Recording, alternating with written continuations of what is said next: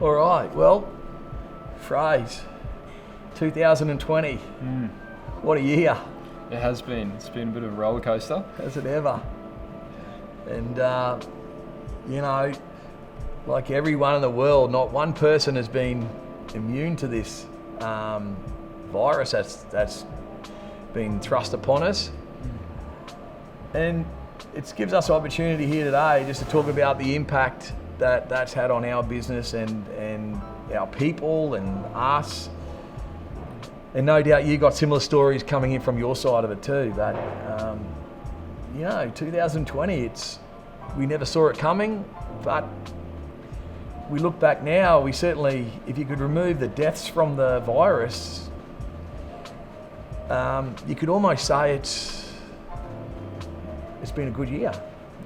There's certainly been some positive change, I think, that has come from COVID-19. It's been very different and people react differently to change. But I think, if you continue to not look for what you can't do, but look for what you can do, it really takes you on a positive stretch. And certainly from our perspective, it has been that way.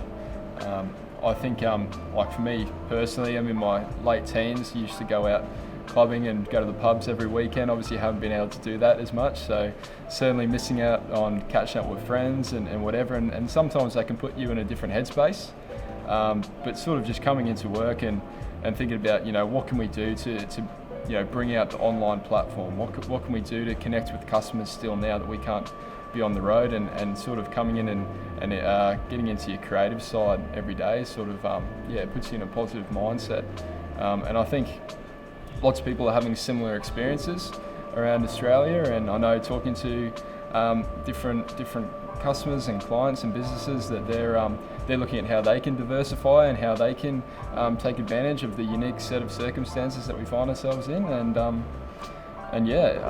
it's been good. And I know, Craig, for you, travelling was such a big part of your life for not just last year but the last 20 years.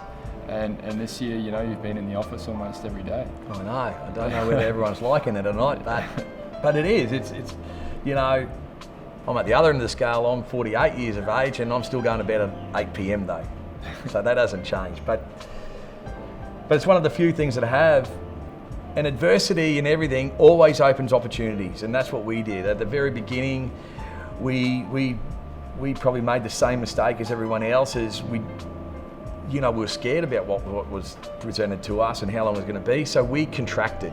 And fortunately, within a very, very short period of time, we realised that was not the way to go. And as we started to release, it turns out the rest of Australia started to release, and then we started looking about how we do business. And as Fraser said, I spent nearly all my life travelling almost every week. To now, I'm almost. At the beginning, I felt like I was housed in this building here. But you then turn around what we can do from it, and the Panel Tools model, where we said it was going to be an online platform. It took a little while to get traction in the beginning, in our very early days, didn't it? Because everyone's still used to people coming around and picking up and delivery, and so many cutters are no longer sharpenable. Can you just send me 5? And that started to be compromised, and you couldn't get people calling on you. And then all of a sudden, people were online, and our business was set ready to go. So we've had nearly 2 years of experience to go before COVID hits us, and so we're in an enviable position to take advantage of it. And what we can do to then, with the new sets of rules of doing business, bringing it into us. And so our messaging, our platforms, we've changed the website even to reflect the more user friendliness we could bring to it, just to make your job to deal with us so simple. And that's been ideal. Yeah, absolutely. And also just trying to ramp up our communication on a daily basis, whether it be through social media or emails, just trying to get that up, and that's been a major focus for us in the last 6 months really, and I think it's been quite positive. I mean, we had a few glimpses of returning back to normality sort of around June, July, and at that point borders were open. So we were pretty keen to get back out. I had some really important meetings that I wanted to go down and visit different people, and so I drove down from Brisbane to Sydney to go and visit some people. So you asked, like, why would you drive? But we've got obviously customers all along the East Coast, out at Armidale, and so just for me to drive, it's the best way to do it. And I got down there on the Monday, everything was fine, and then sort of at about lunchtime there was an announcement on the news, and they'd said that anyone who'd been in sort of South Parramatta, if you're still there by midday, you will not be able to return to Queensland. You'll have to quarantine for 2 weeks. Now, I had meetings set up in South Parramatta that very day, and my colleague Leon was already down there, so he got on the phone and says, Fraser, if you're still coming to South Parramatta, don't, mate, stay away, just go home. And so, yeah, that night I packed up my car and started driving all the way back to Brisbane.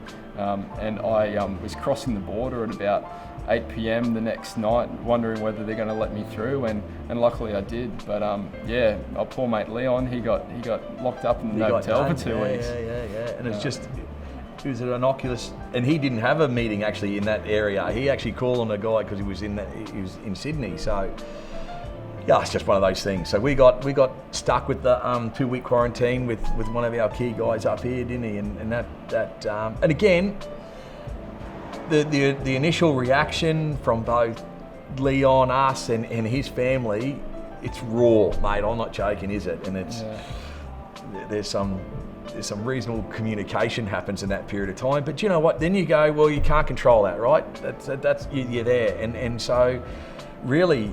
We Zoom call now every morning, don't we? Yep. So it doesn't matter whether you're in Victoria, New Zealand guys, here, our service guys are in, can be anywhere. And at the moment they're up in Kingaroy. Everyone connects up in the morning, and that's all stems from that. We communicate, it's simple, we're taking use of technology. So that's improved us as a company.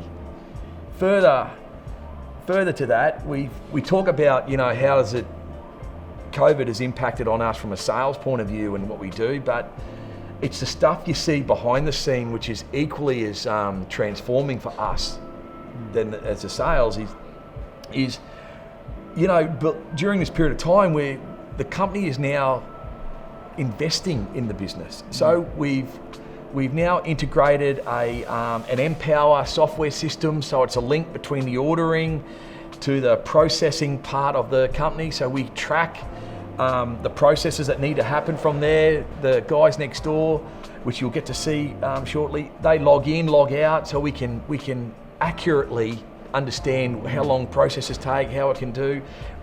By doing that, we're evaluating certain things like packaging, because we package up so many boxes now. How do we improve this? So you'll see the starts of specialised packaging machines and technology coming into that to improve that. So, all those little 1% that, you cost the money to invest, certainly an upfront cost, but also in staff training and implementation. Our company hasn't sat still during this period of time, and mate, we sit here now in a real enviable position that we're a stronger company than we were in March. Yeah, absolutely. And when resources are scarce, you just have to think about how do you automate processes so that you can create that extra 10 minutes in every single day, because it all adds up.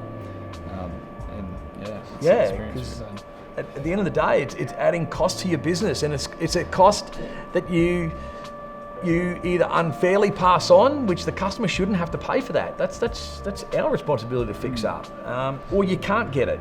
So, and I know it's the same questions asked by everyone that has a company. How do we improve those things? And we've been investing very, very significantly in that.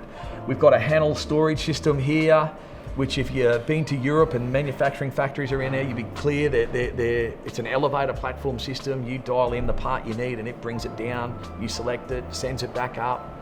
selects the next shelf, brings it down to you. So, you know, that alone in the picking process, it's a game changer for us, and we can do.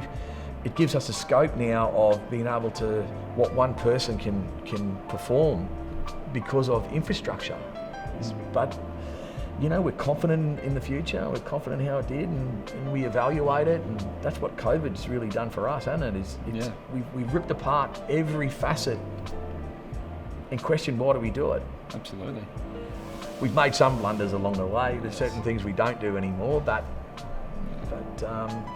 you know, I think you've got to try it. You've got to keep pushing that envelope, and that's who Panel Tools is. You know,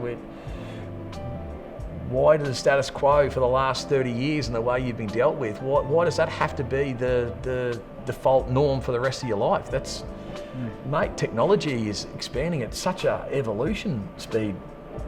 And we are, as an online platform company, we are trying to incorporate that, aren't we? Rather, we're not trying to hold it back. Christ, how can we do it quicker and better and faster? And yeah, it's working. Absolutely. Yeah. So I guess from your perspective is we want to know how COVID has affected your business and what systems are you looking to automate and improve so that you can be coming out of the back end of COVID when all of this government support is going back into boosting the economy and reinvesting in infrastructure projects.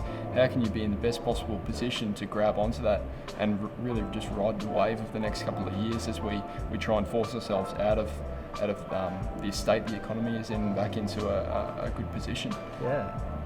Because that's the next phase that's approaching us now, is as we're starting now relax and return back. We've got Victoria that is now has got the ability to go and trade again, you know, and how does that be incorporate that coming through, and how do we implement new systems and that to reflect it? Because, you know, delivery time still is uncertain. Some packages, even internal to Australia, some can get there overnight and others will take 3 days, you know, and so how do we communicate with you to make sure that you're in a position that you are absolutely desperate to receive that item, you know, and so that's our next phase, is about that user experience and interface to ensure that we can get that right more times than not. You know, obviously there's always going to be some emergencies come through, but how can we as a company really start to work alongside our partners to get that understanding of their needs and fix that up, understanding delays in transport, which we have no control over, but we are part of that. We're part of the problem, part of the solution. So yeah, it's interesting times ahead, but it's been a positive one, and as we come out of it, it's going to be with us for a long time, so we're certainly far from the end of it. Yeah, absolutely. It's exciting times that know that we are really focused on how we're going to come out of it even better in the future. Absolutely.